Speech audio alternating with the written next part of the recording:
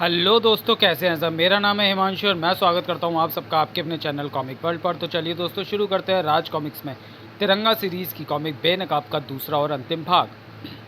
समझ ले, आज इतना वजन धरती से उड़ जाएगा तिरंगा। कसाई के उस वार से तो तिरंगा ने अपने आप को बचा लिया, लेकिन उसके नाखूनों के उस वार से ना बचा पाया। खच! तुझे मारने से अच्छा है तुझे गहरी निशानी देकर छोड़ दिया जाए, ताकि तू खुद शर्म से डूब मरे। अपने तेज़ नाखूनों से तिरंगा की थोड़ी पर एक गहरी खरोंच लगाकर कसाई ने तेजी से एक तरफ दौड़ लगा दी। अब तक तिरंगा भी संभल गया। खुलेआम किसी की जान से खेलने वाले उस कसाई को मैं इतनी आसानी से नहीं निकल कर जाने दूंगा। तिरंगा भी उसके पीछे दौड़ा, लेकिन मैं कसाई को पकड़ पाता उससे पहले ही कसाई ट्रक पर रखे उस लंबे कंटेनर में घुसता चला गया। मेरे पीछे पीछे इस कंटेनर में घुस जाए तिरंगा, लेकिन तू मुझे पकड़ नहीं पाएगा। ओह, पीछे से खुला ये लंबा कंटेनर आगे से नीचा होता जा रहा है। आगे मेरा इस तरह भागते रहना संभव नहीं हो पाएगा, जबकि कसाई को कोई दिक्कत नहीं आने वाली, क्योंकि उसका कद मुझसे छोटा है। तिरंगा को जिस स्थिति का डर था, एक पल बाद ही उसका सामना हो गया। ठाक! कंटेनर की छत मेरे सिर से टकरा रही है। अब झुककर भागने के सिवा मेरे पास कोई चारा नहीं। लेकिन कसाई ने उसकी नौबत ना आने सॉरी तिरंगा ने झुककर भागने की ठान ली, लेकिन कसाई ने उसकी नौबत ना आने दी। बस तिरंगा, मेरा काम पूरा हुआ। अब मुझे तेरे सामने रहने की कोई ज़रूरत नहीं, मैं चलता हूँ। तभी ना जाने क्या किया कसाई ने कि कंटेनर तेजी से पीछे की तरफ उठता चला गया, और इसी के साथ नीचे की तरफ फिसलता चला गया तिरंगा। उफ! तिरंगा धड़ाम से नीचे आ गिरा और कंटेनर को लेकर ट्रक द्रुत गति से भाग लिया। थाम! अब तिरंगा के पास देखते रहने के सिवा को और कोई चारा नहीं था। वह ऐसी तैयारी करके आया होगा, ये तो मैंने सोचा भी ना था। लेकिन ऐसा क्या काम था जिसे वो पूरा कर चुका था? उस काम का संबंध ज़रूर मेरे से रहा होगा, क्योंकि जिसे वो मारने आया था उसे वो मार नहीं पाया था। तो क्या कसाई को पहले से ही पता था कि मेरी उससे मुठभेड़ होगी? चक्कर गिन्नी की तरह जो सवाल तिरंगा के दिमाग में चक्कर काट रहे थे, उनका जवाब यहाँ मौजूद था। शाबाश कसाई, शाबाश! जो काम तुझे सौंपा गया था उसे तूने बखूबी अंजाम दिया है। तेरे नाखूनों में फंसे मांस से तिरंगा के खून का सैंपल तो मिल ही गया, साथ ही कंटेनर की वजह से हमें उसके कद और इस वेट कार्ड की वजह से उसके वजन का एकदम सही अंदाज़ा भी हो गया। इस कद को अब मैं अभय की कद से मिलाऊंगा और तिरंगा के खून के सैंपल से मिलाऊंगा। अभय का खून का सैंपल, जिसे उसकी फैमिली डॉक्टर की मदद से मैं पहले ही हासिल कर चुका हूँ, और खून के इन सैंपलों का मिलान होगा डीएनए चेकिंग पद्धति से, और फिर पूरी तरह सामने आ जाएगी तिरंगा की असलियत। हा हा हा हा हा हा हा। इधर सीएनएन का दिमाग तेज़ी से काम कर रहा था, उधर तिरंगा का। मेरे सिर पर कालिख लगी हुई है, और ये सब मेरे सिर पर लगी जब मेरा सिर कंटेनर की छत से टकराया। कंटेनर की छत पर कालिख लगी होने का क्या मतलब हो सकता है? मतलब समझ आया तो मानो 2500 वोल्ट का करंट लग गया तिरंगा को। कहीं उस कंटेनर की मदद से मेरा कद तो नहीं नापा गया? बिल्कुल ऐसा ही हुआ होगा। कसाई मुझे अपने पीछे लगाकर इसलिए कंटेनर में घुसा होगा। फिर कड़ी से कड़ी जुड़ती चली गई। उसने मेरा वजन लेने के लिए मुझे उठाकर वेट मशीन पर फेंका। कसाई ने गंडासा मारने की जगह नाखून मारना ज़्यादा उचित समझा। वह ज़रूर मेरे खून का सैंपल लेना चाहता होगा। एक बात समझ में आई तो धीरे धीरे तिरंगा के दिमाग के सभी खिड़की दरवाजे खुलते चले जा रहे थे। Doctor R B. सिंह, अभय देशपांडे का फैमिली डॉक्टर, जिसके क्लिनिक में अक्सर इलाज के लिए मरीज ही पहुँचते हैं, लेकिन आज यहाँ पहुँचा था वह खुद एक डॉक्टर था। उन मरीजों के लिए जिन्हें देशद्रोही और गद्दारी करने का रोग लगा हुआ है।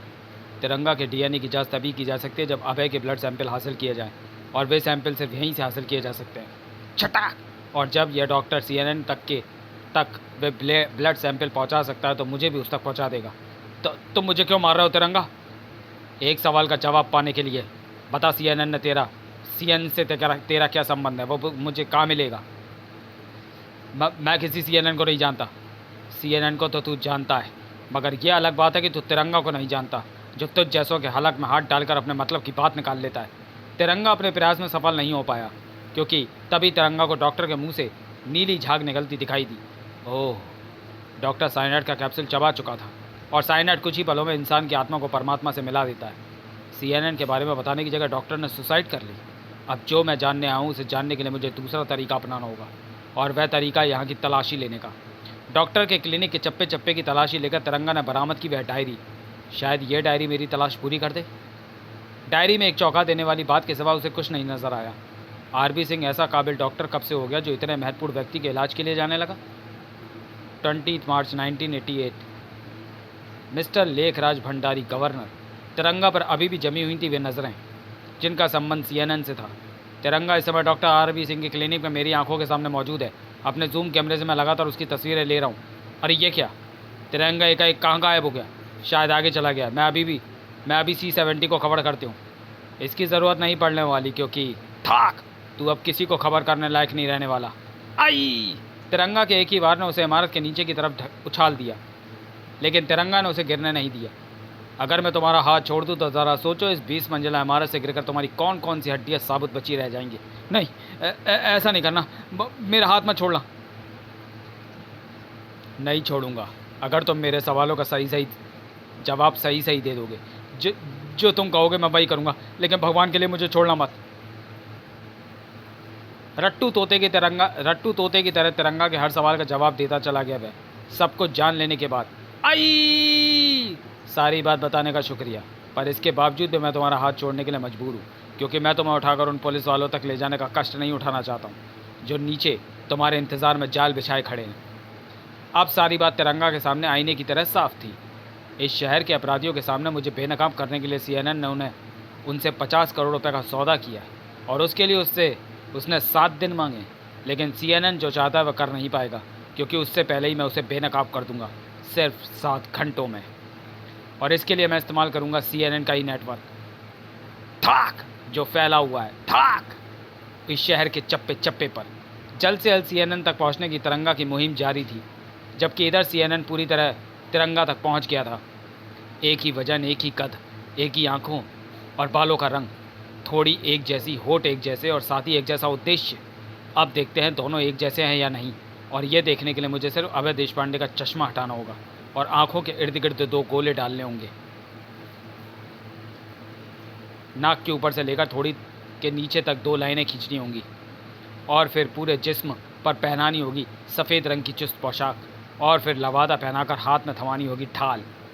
जो CNN अभय के शरीर को तिरंगा का रूप देता जा रहा था, त्यों उसकी आंखों की चमक बढ़ती जा रही थी। और उस समय तो उसकी आंखों की रोशनी हीरे की चमक को मात करने लगी जब उसने अभय का हेयर स्टाइल बदला। कहीं भी रत्ती भर का फ़र्क नहीं।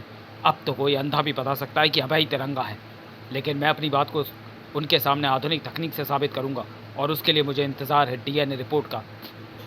तुम्हारा यह इंतज़ार ख़त्म हुआ CNN, क्योंकि DNA रिपोर्ट मैं ले आया हूँ। एकाएक अपने पीछे गूंजी आवाज़ को सुनकर CNN ऐसे चौंका मानो उसकी आरामदायक चेयर नागफनी के कांटों में बदल गई हो। फिरकनी की बात ही पीछे घुमा तो उसकी आंखों में तैर उठे घोर आश्चर्य के डोरे, क्योंकि उसके सामने खड़ा था तिरंगा। तुम यहाँ? हाँ मैं। तूने मुझे बेनकाब करने के लिए 7 दिन का समय लिया था, लेकिन मैंने तुझे 7 घंटे में बेनकाब करने की ठान ली थी। तेरे 7 दिन रात के 12 बजे पूरे होंगे, लेकिन मेरे 7 घंटे ठीक अब पूरे हुए हैं। अब तुझे बेनकाब करने के लिए मुझे ज़्यादा कुछ नहीं करना होगा, सिर्फ उतारना होगा तो ये नकाब, लगाना होगा ये सुनहरी फ्रेम वाला महंगा चश्मा, और इसी के साथ बेनकाब हो जाएगा CNN और गवर्नर लेखराज भंडारी। तो तुम्हें मेरी असलियत कैसे पता चली? कैसे पहुँचे तुम मुझ तक? तेरे उसी नेटवर्क की बदौलत जो पूरे शहर में फैला हुआ है। तेरे अधिकतर रिपोर्टरों को तो तेरे बारे में कुछ नहीं मालूम था, क्योंकि वे तेरे नेटवर्क की बहुत छोटी मछलियाँ थीं, और उनमें से किसी को भी मालूम नहीं था कि कौन सी रिपोर्ट किस लिए मांगी जा रही है। लेकिन उनकी बदौलत मैं बड़ी मछलियों तक ज़रूर पहुँचा, और हर एक का संबंध मैंने किसी न किसी रूप में तुझसे पाया। और इतना जानने के बाद तुझ तक पहुँचना और ये जान लेना कहाँ मुश्किल था कि छोटे से छोटे और बड़े से बड़े आदमी से संपर्क रखने वाला CNN तू ही है। तुझे बेनकाब करने के लिए मैंने तेरे ही ढंग से काम किया भंडारी। यह अलग बात है कि जहाँ तूने मेरे विरुद्ध 1000 आदमियों का इस्तेमाल किया, वहाँ मैंने सिर्फ 10 आदमी इस्तेमाल किए, और यह बात साबित करती है कि दुनिया के हर नेटवर्क से बड़ा दिमाग का नेटवर्क है। तूने मुझे बेनकाब कर दिया, लेकिन छिपा तू भी नहीं रहेगा तिरंगा। तेरी असलियत भी जल्दी दुनिया के सामने होगी। ऐसा नहीं होगा, क्योंकि ऐसा हो जाने से पहले ही तेरा सारा नेटवर्क तबाह हो जाएगा। छनाक! नहीं, मैं तुझे ऐसा नहीं करने दूंगा तिरंगा। क्रोध से उबलते CNN तिरंगा पर झपट पड़ा। ताल कटोरा स्टेडियम, जहां शहर का हर छोटा बड़ा अपराधी उस शख्स के सामने मौजूद था, जिसे शहर के चप्पे चप्पे और हर निवासी की जानकारी होने का गौरव हासिल है। दोस्तों, वादे के मुताबिक CNN आपके सामने बेनकाब करने जा रहा उस तिरंगा को, जिसने अपराध के बड़े बड़े साम्राज्य को अपनी हिम्मत, साहस और बुद्धि के बल पर तबाह कर डाला। दिल थाम लीजिए, क्योंकि आपके सामने हाजिर है बेनकाब तिरंगा। CNN ने अपना नकाब नोच फेंका। इसी के साथ वहां मौजूद हर शख्स को मानो सांप सूंघ गया। ये तो तिरंगा है, यानी CNN ही तिरंगा है। ये हमारे साथ क्या मजाक हो रहा है? यह मजाक नहीं, सच्चाई है।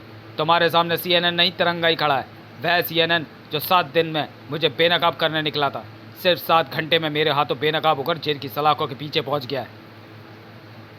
और यह जानकर तुम सबको और ज़्यादा खुशी होगी कि तुम सब CNN उर्फ लेखराज भंडारी के साथ जेल की कोठरी शेयर करने जा रहे हो, क्योंकि अब तक पुलिस इस स्टेडियम को चारों तरफ से घेर चुकी है।